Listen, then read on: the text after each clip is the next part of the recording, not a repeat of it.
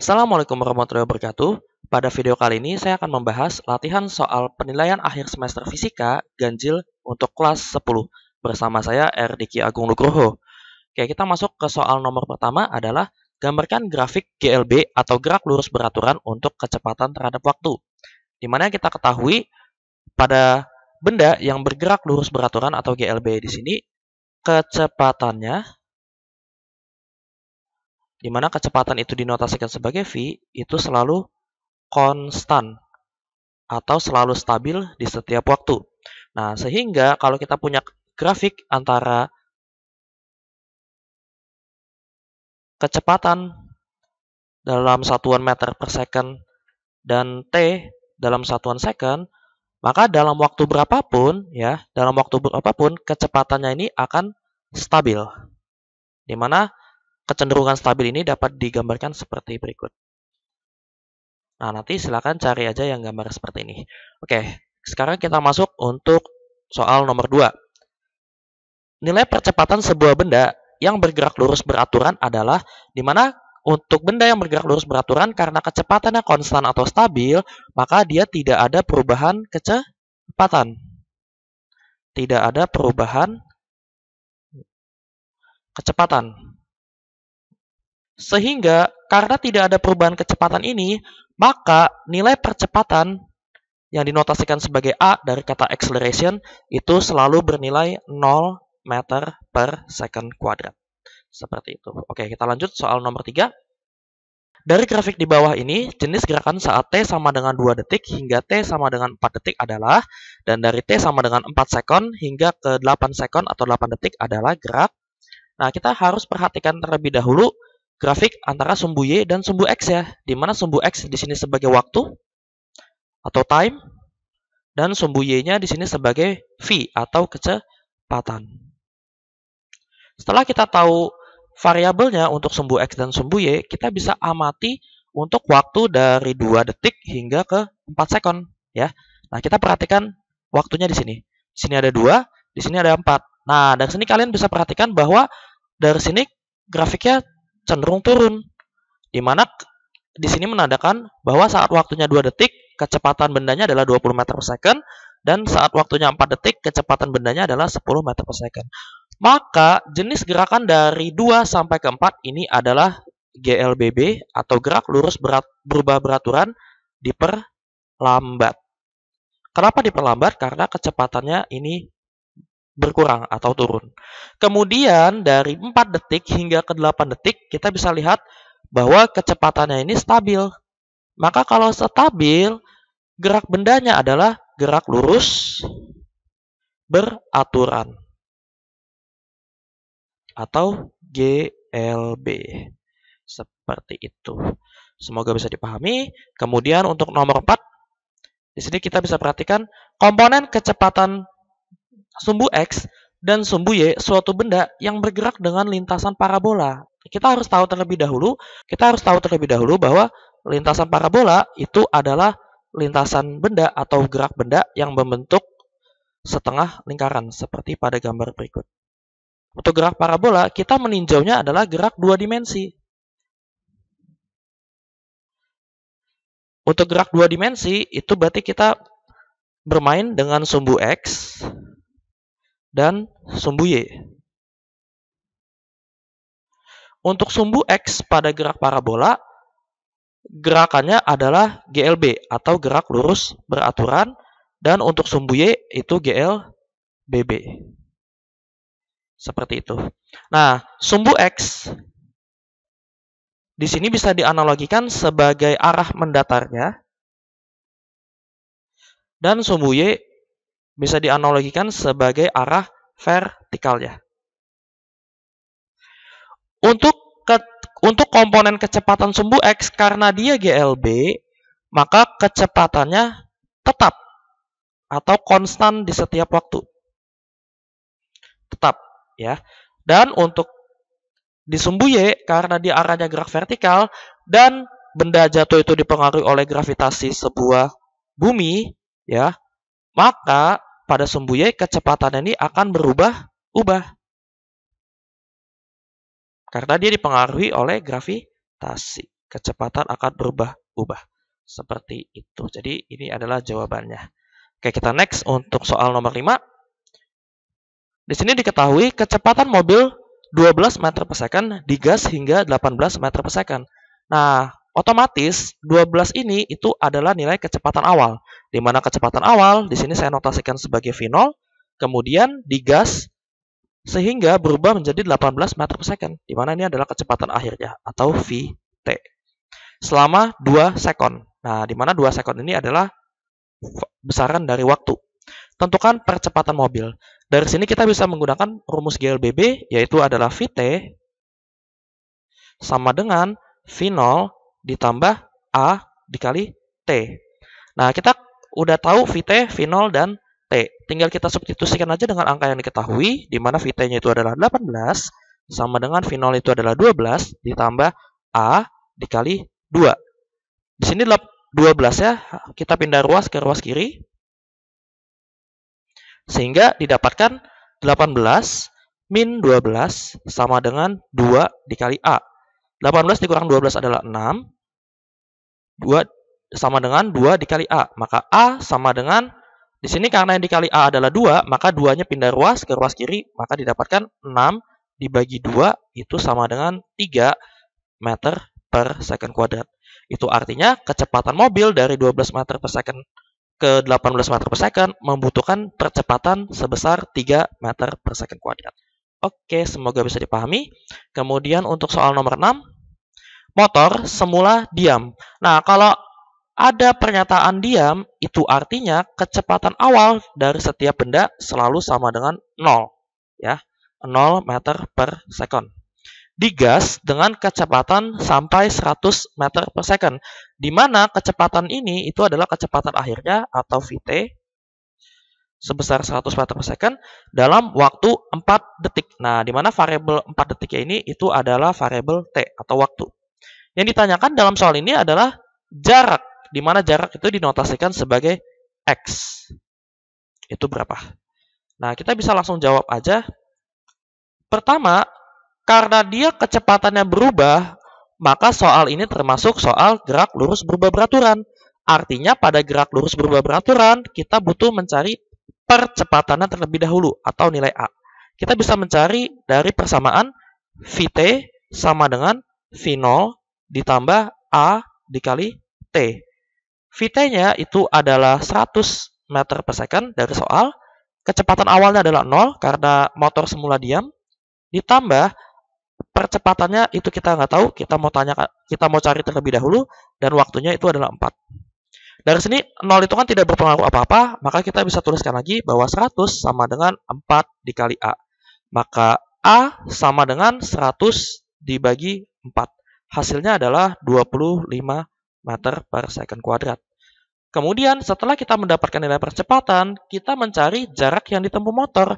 Di mana untuk mencari jarak, kita bisa menggunakan persamaan X sama dengan V0 dikali T, kecepatan awal dikali waktunya, ditambah dengan setengah dikali A dikali T kuadrat. Dari sini tinggal kita substitusikan aja dari angka yang diketahui, di mana V0-nya itu adalah 0, ya, karena semula diam, dikalikan dengan waktunya itu adalah 4, ditambah setengah dikali percepatan adalah 25, dikali waktunya itu adalah 4 dikuadratkan. 0 dikali 4 itu adalah 0, kita nggak usah tuliskan lagi ya. Ditambah setengah kali 25, menjadi 25 per 2, dikali dengan 4 kuadrat. 4 kuadrat artinya 4 kali 4, yaitu adalah 16. 16 dibagi 2 itu adalah 8. 8 dikali 25, hasil akhirnya adalah 200 meter.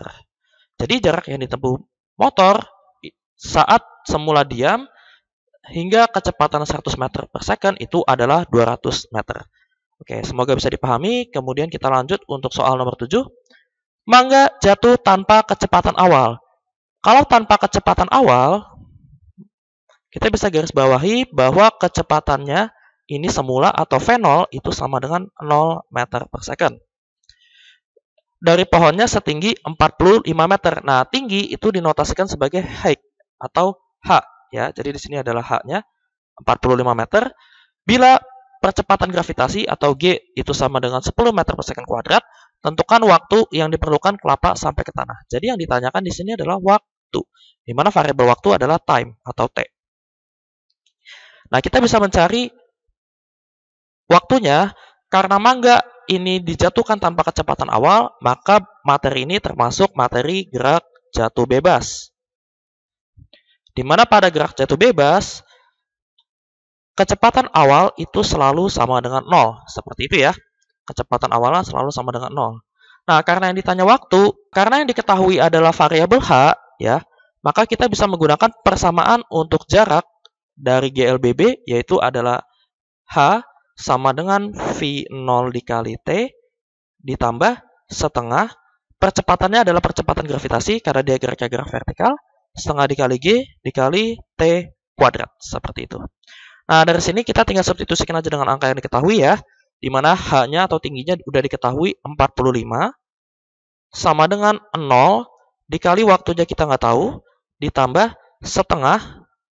Percepatan gravitasinya adalah 10, dikali T-nya itu adalah, kita juga belum tahu, pasti T kuadrat. Nah, 0 dikali T itu sama dengan 0, maka kita bisa abaikan. Kita bisa tuliskan lagi bahwa 45 sama dengan setengah dikali 10 itu adalah 5. Ya, jadi 10 bagi 2 itu sama dengan 5. Maka kita bisa tuliskan di sini adalah 5 dikali T kuadrat. Nah, 45 sama dengan 5 kali T kuadrat, ini 5-nya bisa dipindah ruas, maka didapatkan 45 dibagi 5 sama dengan T kuadrat. 45 dibagi 5 itu didapatkan hasilnya adalah 9. 9 sama dengan T kuadrat, maka untuk menghilangkan kuadrat di sini bisa kita akar, ya. Bisa kita akar di kode ruas, maka didapatkan akar 9 itu adalah 3, dan akar T kuadrat itu adalah T. Nah, jadi mangga jatuh sampai ke tanah itu saat waktunya adalah 3 sekon atau 3 detik. Seperti itu. Semoga bisa dipahami ya. Kemudian nomor 8 adalah batu dijatuhkan dari atas sebuah bangunan. Batu jatuh tepat menyentuh tanah dalam waktu 2 detik. Oke, berarti di sini adalah variabel waktunya atau T sebesar 2 detik. Bila G sama dengan 10 meter per second kuadrat, tentukan ketinggian bangunan tersebut. Nah, ketinggian bangunan ini bisa dinotasikan sebagai H. Karena batu dijatuhkan, ya, maka kecepatan awalnya itu selalu sama dengan 0 meter per second. Jadi dia tidak punya kecepatan awal.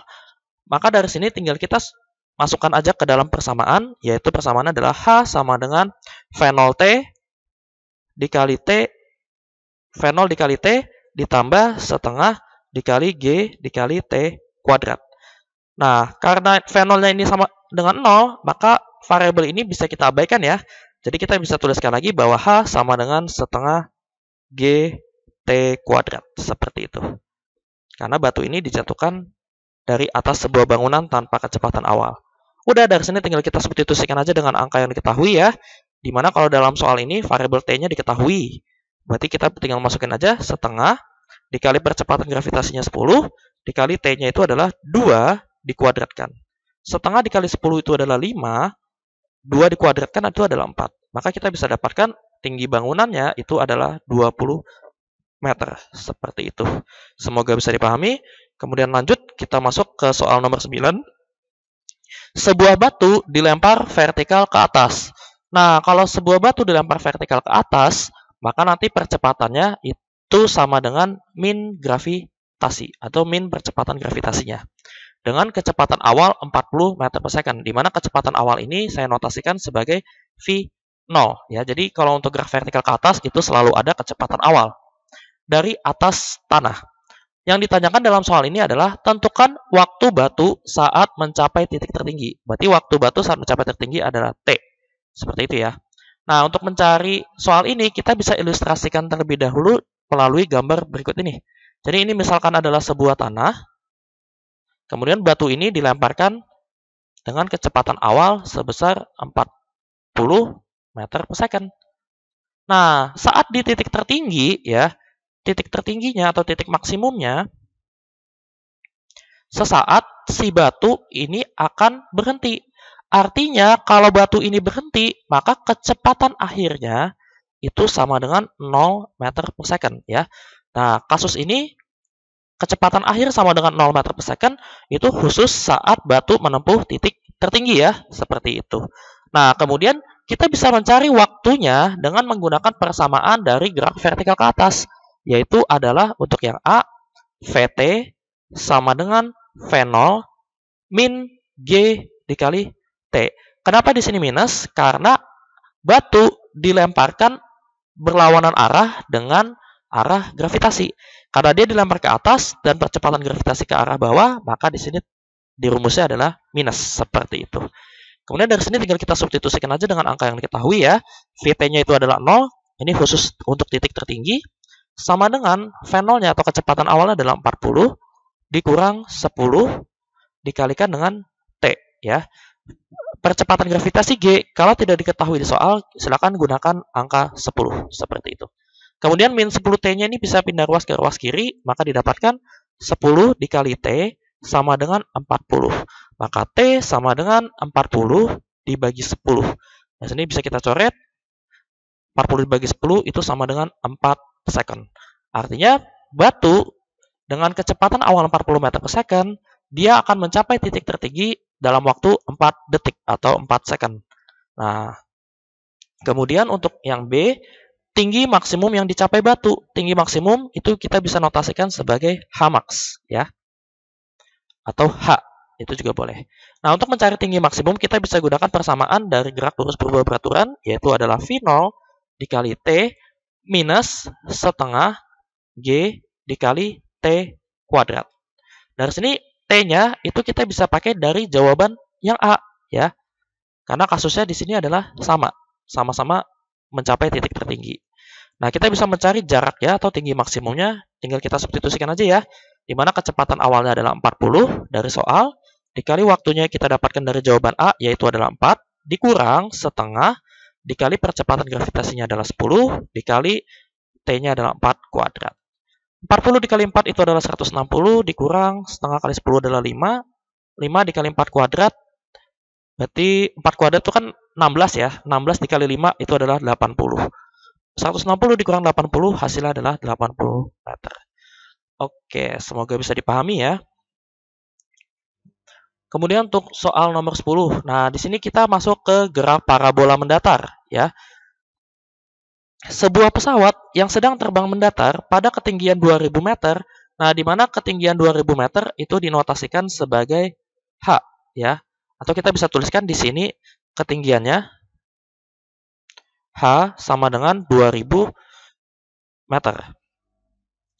Pesawat menembakkan bom dengan kelajuan awal 250 meter per second seperti gambar berikut ini ya.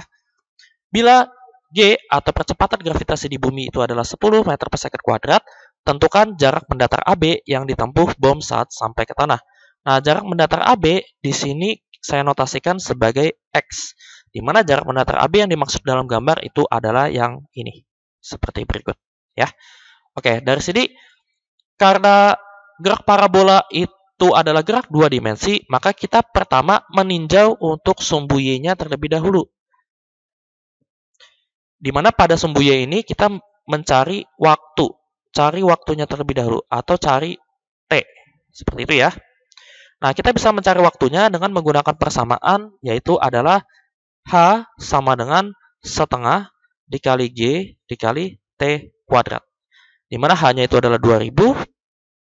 Sama dengan setengah dikali percepatan gravitasinya. Kalau nggak diketahui itu gunakan 10. Dikali T kuadrat. Setengah dikali 10 adalah 5, maka kita bisa tuliskan lagi di sini 2000 sama dengan 5 dikali T kuadrat. Nah, di sini 5-nya pindah ruas, maka didapatkan 2000 dibagi 5 itu adalah 400 sama dengan T kuadrat. Nah, untuk menghilangkan nilai kuadrat, maka kedua ruas ini bisa kita akar. Di mana akar 400 itu adalah 20 dan akar T kuadrat itu adalah T.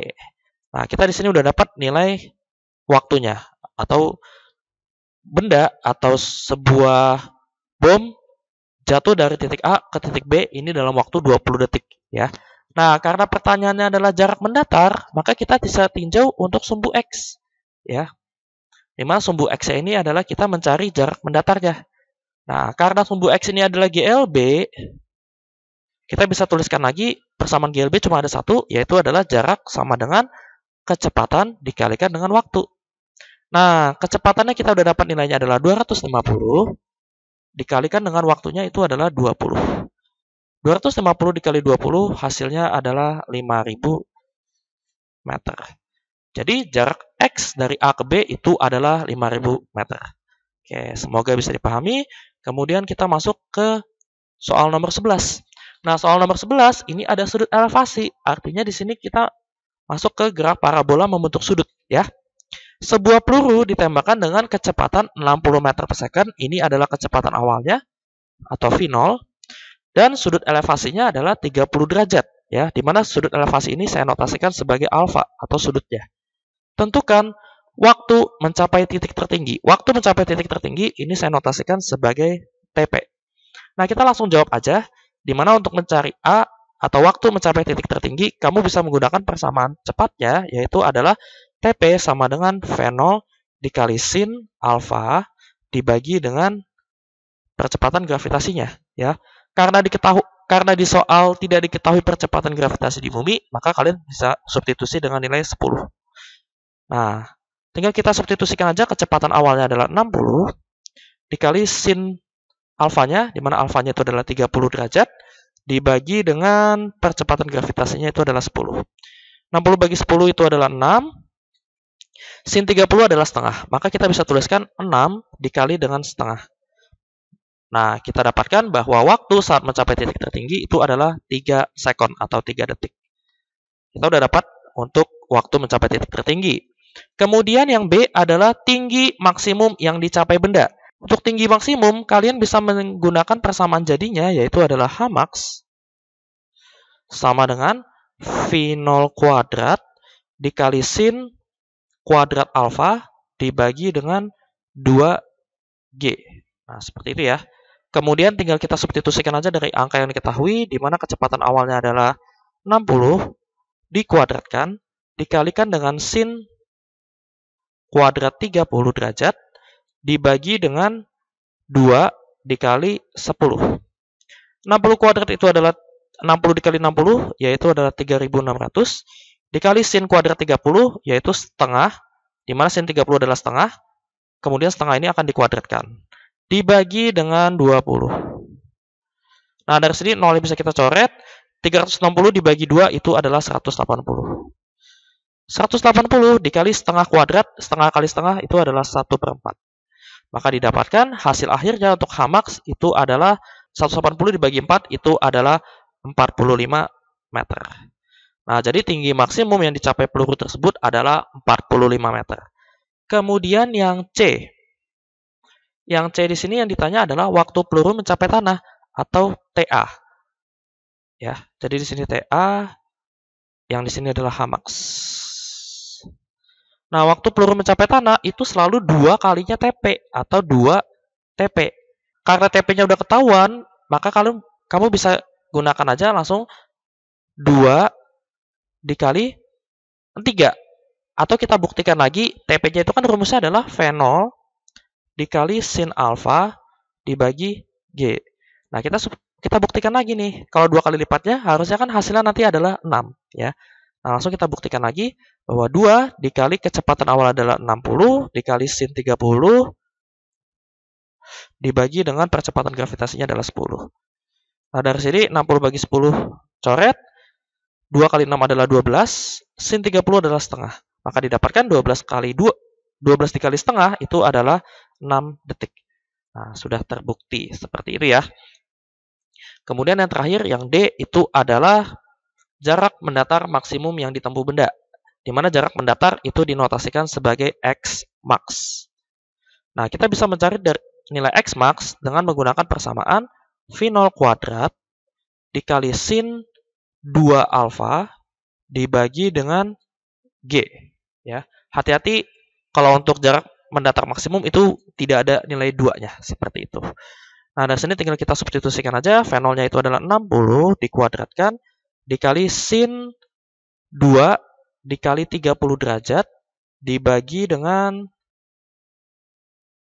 10.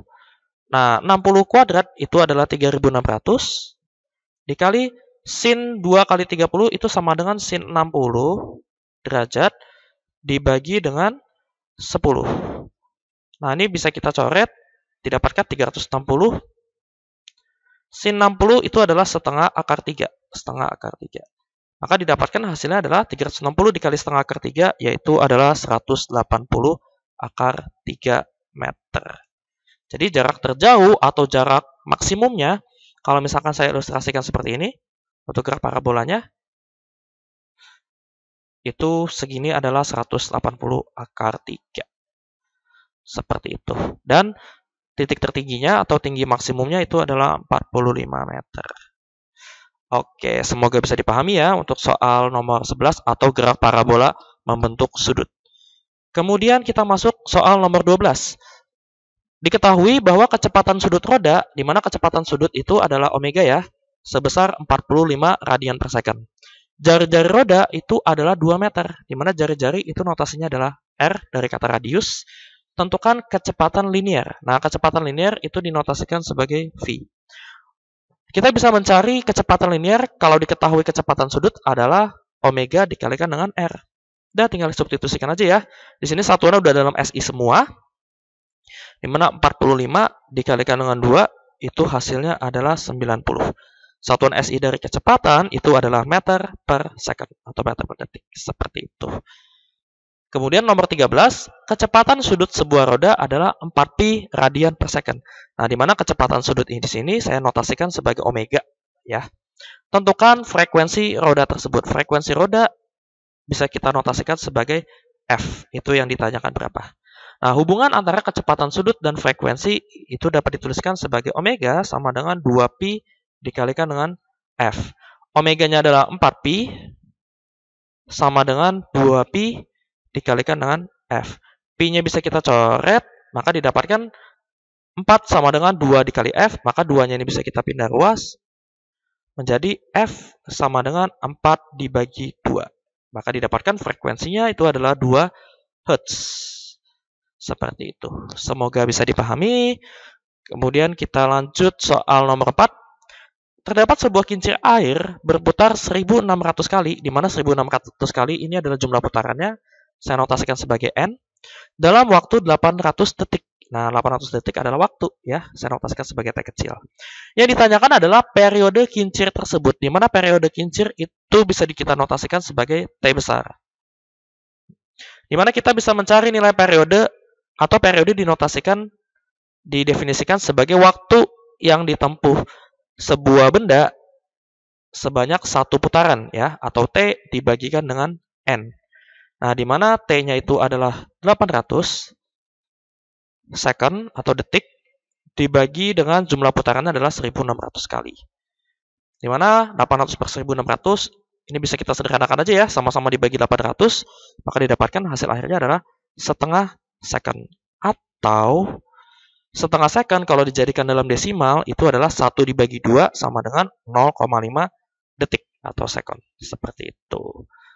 Kemudian lanjut untuk soal nomor 15. Benda bergerak beraturan 4 radian per second. Nah, karena satuan radian per second, maka ini adalah nilai kecepatan sudutnya atau omega.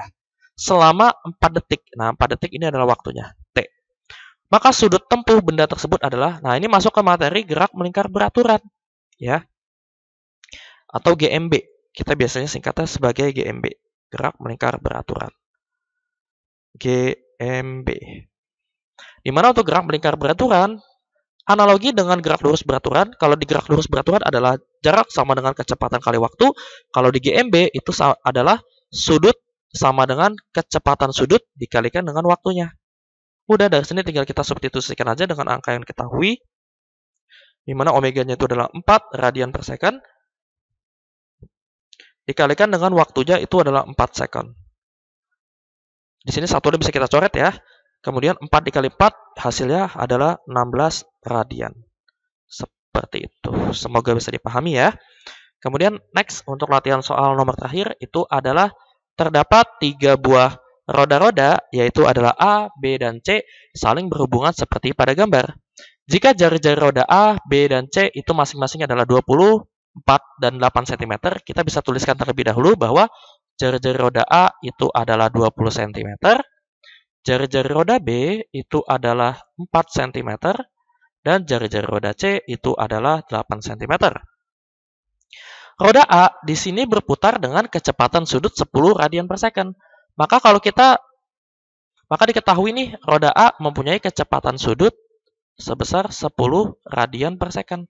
Berarti itu adalah omeganya atau kecepatan sudutnya.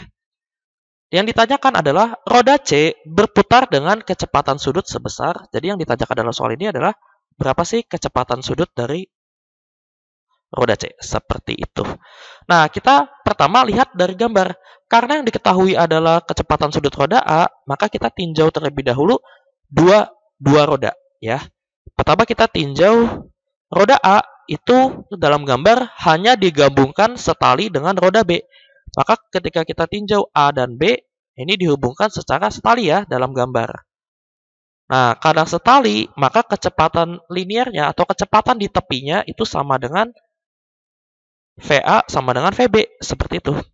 Jadi kalau setali, kecepatan linearnya itu selalu sama. Seperti itu. Kemudian karena diketahui di sini variabel kecepatan sudut, di mana V itu sama dengan omega dikali R, maka di sini bisa kita substitusi menjadi omega A dikali RA sama dengan omega B dikali RB. Udah dari sini tinggal kita substitusikan aja. Ya, karena di sini rumusan perbandingan, maka satuan-satuan di sini tidak harus dijadikan dalam satuan SI atau tidak usah diubah ke dalam meter, ya. Karena di sini rumusan perbandingan. Tinggal kita masukin aja 10 dikali RA-nya itu adalah 20 sama dengan omega B-nya kita cari terlebih dahulu ya, karena nanti kecepatan sudut roda B itu akan digunakan untuk kecepatan sudut roda C, seperti itu. Kemudian dikalikan dengan jari-jarinya, di mana jari-jari roda B itu adalah 4. 10 dikali 20 adalah 200 sama dengan 4 dikali omega B. Maka omega B sama dengan 4-nya di sini pindah ruas ya. Dimana kalau dikali pindah ruasnya jadi dibagi 200 dibagi 4, hasil akhirnya itu adalah 50 rad per second, seperti itu. Nah, kemudian kita tinjau roda B dan C. Dimana pada roda B dan C dalam gambar ini ya, itu adalah seporos atau sepusat. Jadi dia punya pusat yang sama. Nah, syarat benda atau roda dipasangkan seporos itu mempunyai kecepatan putar atau kecepatan sudutnya sama. Berarti omega B sama dengan omega C. Nah, karena omega B sudah ketahuan, ya maka kita tinggal substitusikan aja 50 radian per second sama dengan omega C. Udah. Berarti kecepatan sudut roda C itu sama dengan kecepatan sudut dari roda B. Karena pada gambar, dia dipasangkan secara seporos. Oke, segitu dulu aja yang bisa saya sampaikan. Terima kasih kalian telah menyaksikan video ini. Like and share kalau kalian suka dengan video ini. Jangan lupa subscribe agar kalian tidak ketinggalan video-video berikutnya. Terima kasih. Wassalamualaikum warahmatullahi wabarakatuh.